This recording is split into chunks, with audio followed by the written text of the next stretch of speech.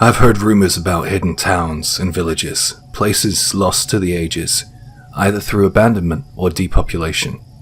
I wanted to go see if one people spoke about in my town was true. I was disappointed to learn that it had basically become a tourist trap. It was far from abandoned. It was downright crowded. I wondered if the meaning behind the words hidden village meant that the village itself was literally hidden from the human eye. It seems like there's superstition out there to back this claim up, online and in the books I've read. I found another supposed hidden village that didn't seem too difficult to get to. I would need to hike though, and since one of my good friends is an avid mountain hiker, I asked if he wanted to come along with me, and he did. I found the exact location of where the hidden village was supposed to be, and we set off. I was looking forward to the hike too. The weather was perfect and the route itself wasn't half as difficult as I had expected.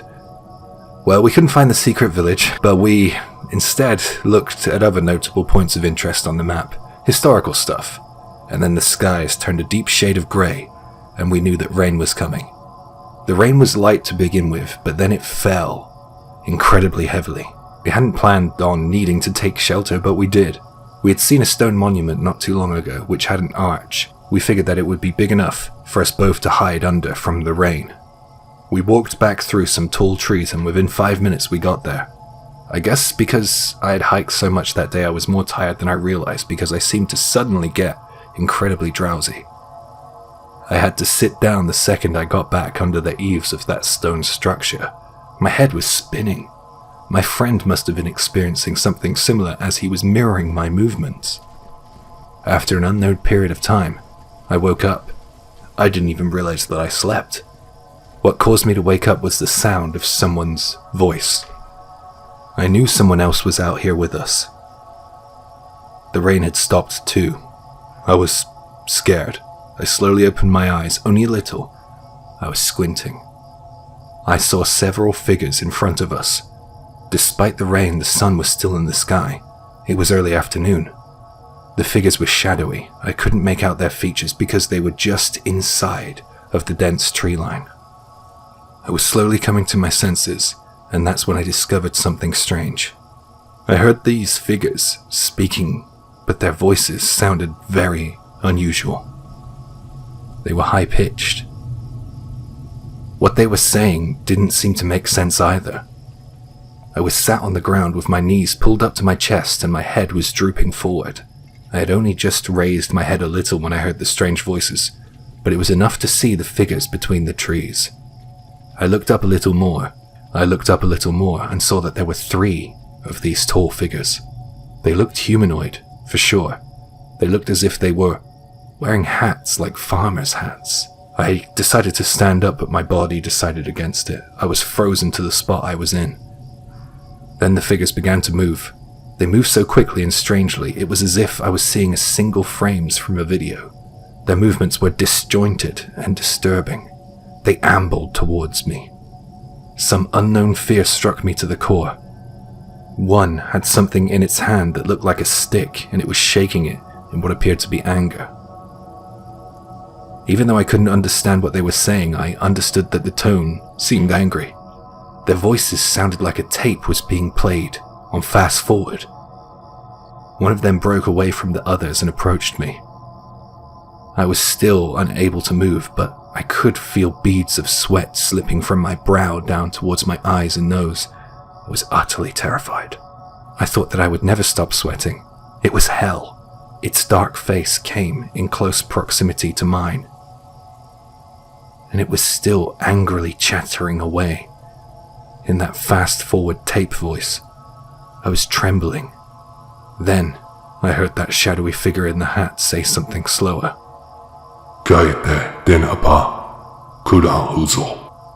Which I think means, if you come back, we'll kill you. At that moment, my consciousness was cut off, like a switch.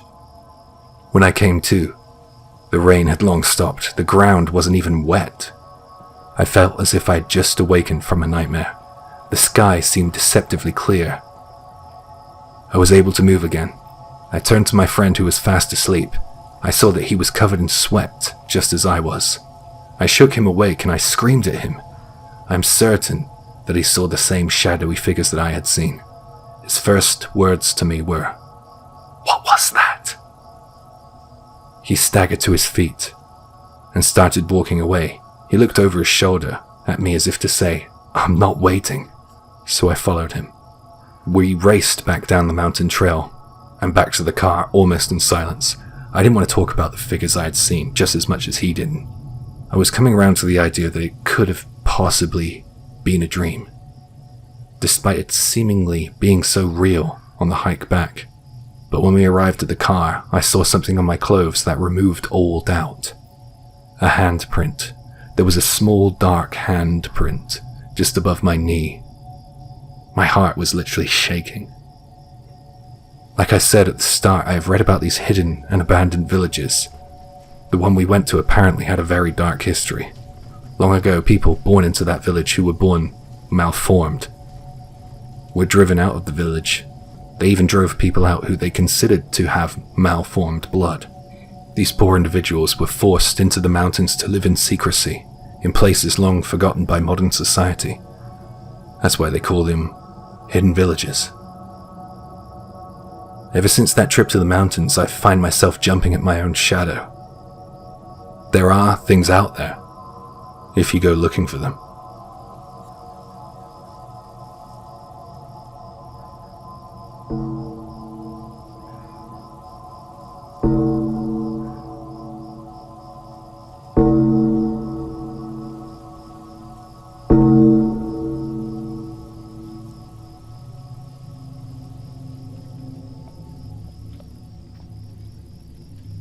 I love going on off-road solo biking trips. I usually go during national holidays. During this year's Obon holiday, I decided to take a 4-day and 3-night trip to the southernmost tip of Kyushu. It's boring if you take the national highways on such a journey, so I always like taking the back roads. It's way more scenic that way. I love the entwining roads and the views of the coast and the thick forests. So when I took off the first day to begin my trip, the pedal was down and my speed was high. The engines seemed to be running fine too. I was in good spirits. I crashed before, and I'm reminded of that crash whenever I reach 100 kilometers per hour, or just over 60 miles per hour, because my front wheel starts to shake a little. That night I stayed with a friend. Had a great night, but I was up early the next day. The second day was good, very scenic. I stopped by a hot spring on the way, took a bunch of photos. I was making detours on the way. It was great, but I was off schedule. I wasn't anywhere near where I was supposed to be according to my plan. I was thinking maybe I should speed things up a little, to account for the time I lost. Maybe get on the highway or something, find the most direct route. On the other hand, there was a lush stretch of forest roads upcoming. I was looking forward to this road. It was always amazing to ride that road. It's between Kumamoto and Miyazaki if anyone's interested. I didn't have a hotel booked, so I didn't feel as if I needed to rush, so I decided to enjoy the forest road. It was a beautiful winding road, with clear views of the mountains either side. It's really satisfying. There's a river running by the road at points, so you get the cool air as you go over the bridges. I saw a small shrine up ahead, and there was a road leading up towards the mountains. I was intrigued. There was light still left in the day, and I didn't have to be anywhere in a hurry, so I thought, screw it. Let's see what's up that road. No one was around anyway. I was on my way. I was taking corners on my bike with one leg lowered into the curve. It was an amazing feeling to be out there on these roads alone. There were no guardrails, so if you fell off this high up the mountain, there would be a hell of a long way down. There were trees though. A morbid thought popped into my mind. I saw myself pinballing between the trees, down and down. I was seemingly lost in my thoughts because before I knew it, the front tire started shaking. I was going way faster than I needed to. Too fast into the approaching corner. I felt the bike's rear tire slip beneath me. I knew what was coming. I turned into the skid, but I was going way too fast. I tried to hang on, but it was too late. The next thing I knew, I was sailing through the air, watching my motorbike slide below me. I was thrown violently back down to earth, and I hit the ground really hard. The only thing I can take some solace in is the fact that I didn't collide with a tree, a boulder, or even, God forbid, go over the edge. It really Really hurt though. I got up very slowly. I thought I might have broken some bones, so I was being very cautious. Luckily, I didn't break a bone in my body. Still not sure how I did that. I slowly staggered towards my bike. It had slid a good 100 meters ahead, where I had landed. The blinkers and the side mirrors were toast. Multiple parts were going to need replacing. I set the bike upright and I tried to start the engine, but there was nothing. There was just the silence of the mountains. It looked like the front fork was twisted and it might be pinching the tire. Not a good sign.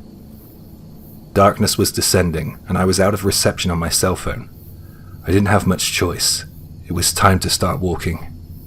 I dragged my bike to the side of the road and tried my best to conceal it there. I hooked my jacket over the handlebars just in case it rained, and I headed back down the road I came from. I brought my rucksack with me and I had the flashlight function on my phone. I walked for about 3 hours and I thought during that time I would have reached the shrine I saw earlier, but I didn't. I don't know how this was possible. I went uphill, therefore I must come back downhill. There was a mountain on the right and a slope on the left, a mirror image of the route up. I guess that I must have taken a turn or slipped down a side road because things weren't adding up to me. I had a map in my bag, but it wasn't much use if I didn't know where the hell I was. And it was getting dark. The moon had hidden its face behind the clouds. I saw no city lights.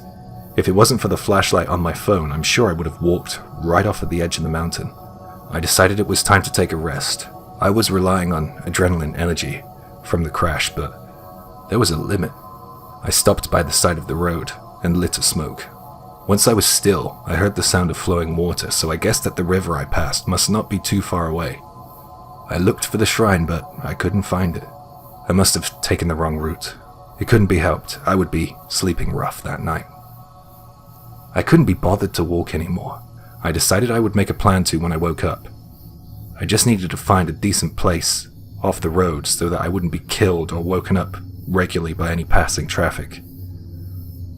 I found nothing in my vicinity, so I kept walking, and after the road opened up a little more, I couldn't believe my luck. I literally stumbled across some kind of village. I looked around and I couldn't see a single light on in the village. It was clearly abandoned. The buildings were half destroyed. They were too old. Most of them were made of wood. I saw a tall, rusty, and very old water tower. No one had lived here for years, I thought to myself as I passed it by. It was a pretty small village, perhaps settlement would be a more accurate description. There were only about 5 or 6 houses lined up. The walls were covered in ivy, and other areas the walls had collapsed. You could see inside if you wanted to. I wanted to be inside a building, so I tried to open the doors, but I noticed that the doors outside were locked. There were stone steps running through the village like stepping stones. I saw a well, too. It was covered by thick wooden boards. I took a few photos of the village for memory's sake. I leaned against the door of some empty-looking house and I wiped my face with a towel, and then I applied some insect repellent in preparation for sleeping outdoors. I laid down on the porch, grateful for the flat ground and completely ready for sleep. Drowsiness quickly settled in. I woke up after a short while. I immediately had the feeling that something was wrong. I felt like I was suddenly not alone anymore. Then I heard a noise. It sounded like the scuffing of shoes, someone dragging their feet as they walked, and it was coming from inside the house. I had to make sure I wasn't hearing things. The sound was faint but steady. It had a strange, slow rhythm to it. The door had frosted glass, plus it was dark, so I couldn't see anything through the window.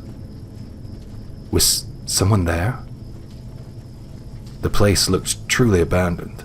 I didn't think anyone had lived there for years. I had to make sure, though. I put my ear against the door. There were noises coming from inside the house. There were people walking around in there. The moon had come out from behind the clouds, and the abandoned village became more and more visible. I would be lying if I said that I didn't start to get scared. I felt for sure that there would be no good reason for there to be people out here this late at night. My heart rate was increasing. I felt it in my chest. I sensed a presence by my side. Some unknown sense of horror gripped me. Something was right next to me, something I couldn't see. Then I heard a strange sound coming from the distance, like an object had been thrown. I looked in that direction, and I saw nothing. I couldn't move. I didn't want to take a single step just in case it would be the catalyst. I guess I was bound by something, like some kind of waking sleep paralysis. I could move my eyes, but that was about it. I looked up to the window of the house I was stood in front of to see a black, shadowy figure passing by the window. I kept watching, and the shadows seemed to be going back and forth. Is that the sound I heard? The sound of someone pacing back and forth? I looked to a window. I guess that might be the kitchen window, and I saw the same kind of shadows going back and forth in there. The fear inside of me was unbearable. My body felt as if it was made of stone. I was completely helpless. I couldn't move.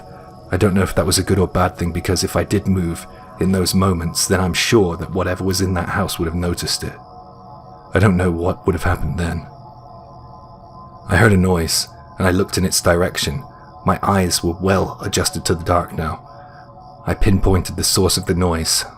The well I had walked past before, its wooden cover, was now laying on the ground. I swear I saw a figure of a person, maybe a woman, glaring at me from the well. Her eyes and the top of her head was all I could make out, but I felt for sure that something was watching me. I didn't know how the hell any of this could be happening. It was horrible. It was just all so terrifying. I looked back towards the house and I saw a pale face from the frosted window peering at me. It was brief, but I know it was there. The footstep sounds had stopped, and it was just me, the abandoned village, and something else. Something that watched. It was at this point that I screamed.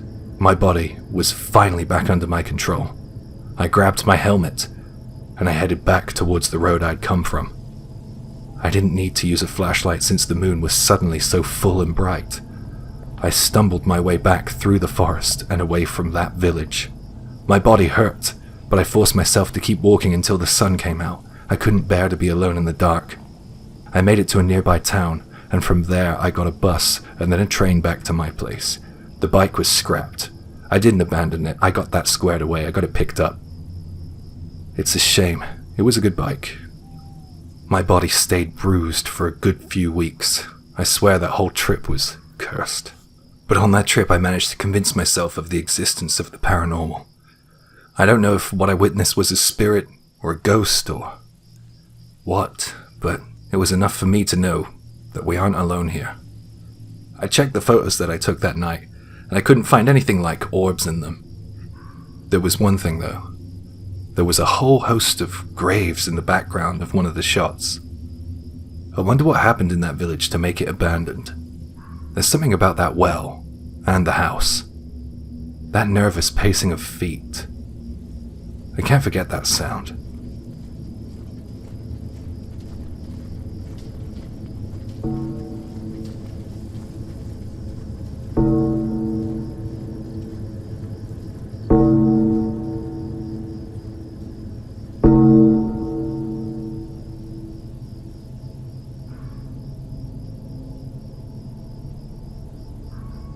I wrote a thesis on geology for Shikoku University. For this, I had to put in the fieldwork. That fieldwork involved me working alone in the mountains. I would go off trails and worn pathways to conduct my work. In short, I would go up a mountain following a stream, and then when I reached the higher points of that stream, I would look for a rocky outcrop where I would find some samples of the geological formation of those rocks. Once I had my samples, I would head back down the mountain and back to my car, aka the starting point. When I find these rocky outcrops, I note them in my journal so that I can make a geological kind of map. On the day my experience took place, I headed into the mountains alone for another standard investigation. In order to make my maps as accurate as possible, I take a compass and a GPS system. I mark my steps and make corrections. I have heard before that the geographical surveys in mountainous areas are sometimes inaccurate, but to be honest, I rarely get lost. I left the main trail at about 8 a.m. that morning and started hiking in a new direction. After about 2 hours, I came across a basin, the place between two mountains, and in that basin, I was surprised to see some kind of settlement. I looked at the official map and this place wasn't on it. At first I was kind of annoyed because if there was an active settlement or village here, then I could have driven instead of hiked. Either way, I was going to check it out. I figured it would be nice to walk on some flat roads for a while, if nothing else. As I drew closer, I felt a sense of unease creep up on me. It was old, positively ancient to be honest. How the hell was this missing from the official maps? There were rice fields and buildings here. It didn't seem abandoned, but there seemed to be zero sign of life there. It was eerie. I realized at this point it was more like a village than a settlement. I told myself that I had been in rural villages before in the morning and it's not always common to see people littering the streets. I thought that I must have just arrived on a quiet morning, but then I realized that I hadn't heard a single animal since I got there. No dogs barking or anything like that. It was a little too quiet for comfort. I was wondering what was going on, but then I heard a noise. An old woman was pushing along a little wooden cart towards me. She stopped dead in her tracks when she saw me. I greeted her, and she just gave me a stare.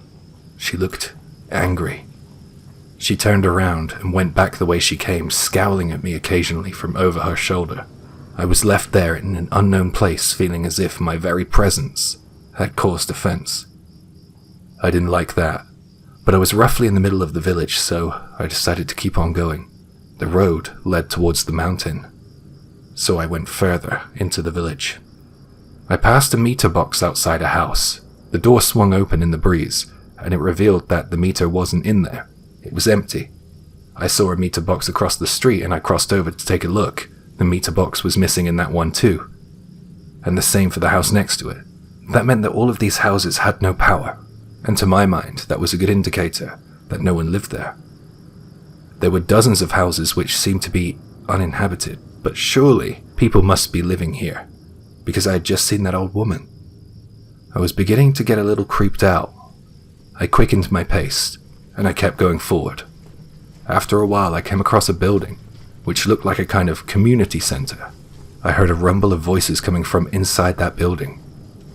It sounded like they were chanting. It was really weird. I walked around the building and I saw a large mound of soil, and on top of that pile of soil was countless white paper dolls on sticks. I guess they were chopsticks. It looked like they had been stabbed in. It reminded me of a cemetery. It was some kind of mass grave. I felt like it was time to go. Like I shouldn't even be there in the first place. I turned around and headed back the way I came, back out of the village.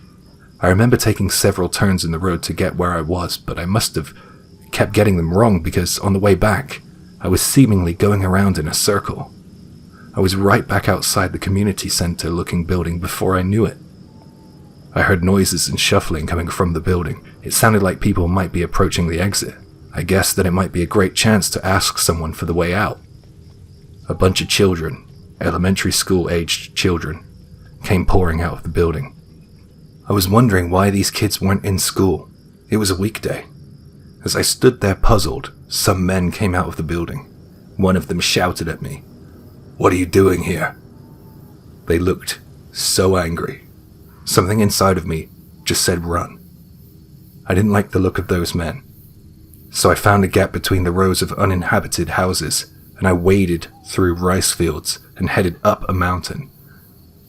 I figured once I was higher, I could attempt to find my bearings. I heard the men, and now the children screaming at me. I couldn't make out what they were saying. They sound so angry and hate-filled. They didn't seem to be interested in following me, thankfully. Once up high, I tried to figure out how to get out of that weird village. From my vantage point, I could see the community center, and just behind it, I saw countless giant crosses there. Something was really wrong about this place. I decided to stay up high, and after a long period of climbing, stumbling, and almost falling, I was finally back at the basin. I got back to my car and headed to the town hall, and I spoke with someone who worked there about the place I had just come from. He refused to acknowledge the settlement's existence. I think I managed to half convince him that it could be a summer school location or a campground, but he didn't want to talk about it at all. I didn't go looking for that place again.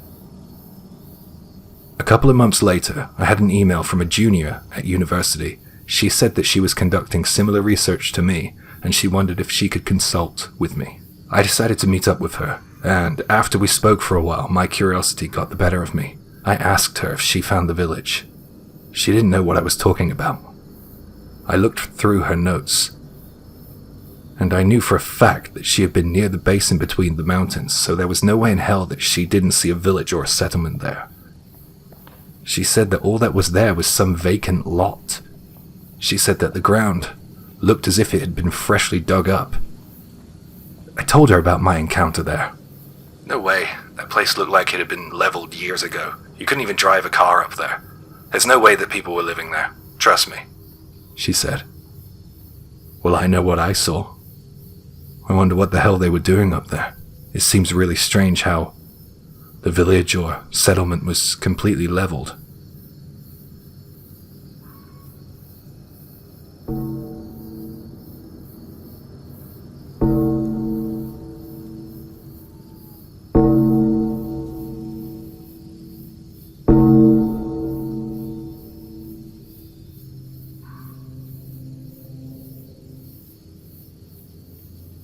This happened back in my college days. Graduation day would come in the following semester, and I had a lot of free time, and not so much money. One day I got bored of lazing around, so I went in search of a job, and I managed to get one, working as a handyman. Well, handyman apprentice might be a more accurate description. I was working with these 3 retired handymen, and when it was time for hard physical work, they left it to us hired uni students. The work wasn't constant, but I needed it, and I had the time. The next job was going to be clearing out a house and a pond somewhere deep in the countryside. It was expected to take 2 days to complete the job, and it was a high-paying job too. It didn't seem that difficult, so I jumped at the chance. I should have been skeptical. It was way too much money for the work they had requested, but nonetheless, I signed myself up, and I would be accompanied by one of the retired handymen, as well as a guy who would be kind of overseeing things like a foreman or something. We drove in a company vehicle with a wide back, like a shuttle bus or a big van. It took about 3 hours to get there. This took place at the end of August, by the way, while I was still on vacation from university. When we arrived at the location, I realized that it was in the middle of an abandoned village. Yet, there seemed to be a few people living there. I've heard of villages slowly declining in numbers until the place basically becomes depopulated. There are numerous reasons why: aging population, lack of opportunities, etc. I don't want to say where it was because I don't think you'd want to go there by the time I get through with my story. Plus, there might be some other people living there that we didn't meet. The house we were going to be working on was on the crest of a hill. Seemed like this house would be owned by someone wealthy in time gone by, perhaps like a village elder, a wealthy farmer, or someone who had this passed down to them through inheritance. It was old, but amazingly big. It was a 1-story home with 20 rooms, a mansion. The garden was huge, but overran with weeds. We arrived at around 9 a.m., and we instantly got to work on the pond. The pond was long, and it curved around the outside of the house in an interesting pattern. I bet by the time we left it would be looking great, but that morning the water was green and murky. There would surely be nothing living in there in its current state. There's a drainage hole down there, and we got a pump in the van, but if we use it without raking the pond, it's likely to clog, so we can't have that. Rake it thoroughly first. The foreman told me. It made sense because if the pump bust, then we would waste time driving back to go get a new one. He handed me and the old man a couple of nets. We were told to fill some wooden boxes we brought with us in the van with whatever came out of the pond, and then we would take all that trash back with us. The foreman said that other boxes would be brought up to the house later that evening. I figured that whatever we pulled out of the water could rest on the riverbanks drying until the other boxes came. I didn't expect there to be much down there. Maybe some rocks and weeds and stuff like that. The old handyman and I split up and started sweeping the pond with our nets from opposite ends. When my net emerged, I saw pale shards of white bones. I guess that the bones belonged to the animals that inhabited the nearby mountains. Cats, small dogs, weasels, and other identifiable creatures. I'm not an expert, but you could tell by the shape of their skulls that they weren't human. I thought that this would be common for ponds which had been long left dormant, to be honest. I thought I would find bones. I just didn't expect to find as many as we did. There were ancient algae green bones coming up from the murky depths. I had no choice but to keep piling them up on the banks. It was hot that day. I was sweating profusely, and hauling bones out of a weed-filled pond is harder than it sounds, to be honest. I can't tell you how many animals were down there, but I wouldn't be surprised if the number was close to 100. By lunch, we had drained the pond to about the midway point. I could see the bottom when we used the pump to flow the water down the banks.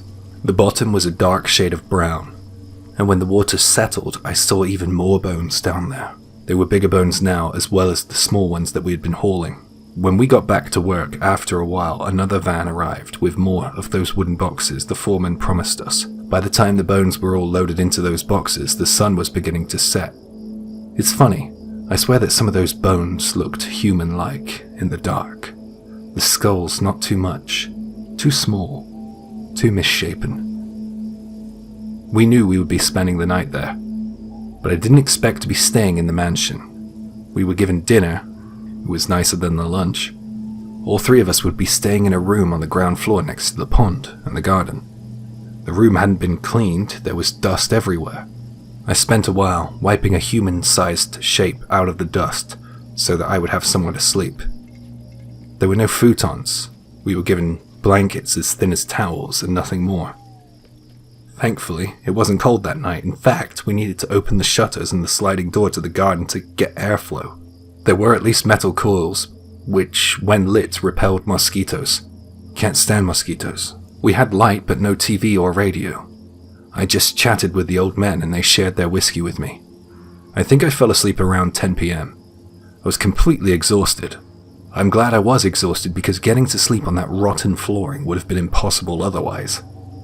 I had been on a few jobs like this, like I said at the start, and this one was the strangest so far. As soon as the lights were off in the room, I heard a weird noise. It was a kind of strange crying sound. It came from upstairs. The mansion was big, but there was only one floor above us, and that noise came from up there. I thought perhaps I was hearing things, but one of the others said out loud, "The fuck is that?" "It's just the house settling, maybe an animal on the roof or something," the foreman attempted to answer. "I don't think that's the house settling, there's no wind, it's hot. It seems a bit too hot out for cats to be running around too, you know what I mean? Maybe it's something bigger from the mountains, something else, you know?" The old man said. "I don't like it. Sounded like a baby crying to me. It's creepy," I added.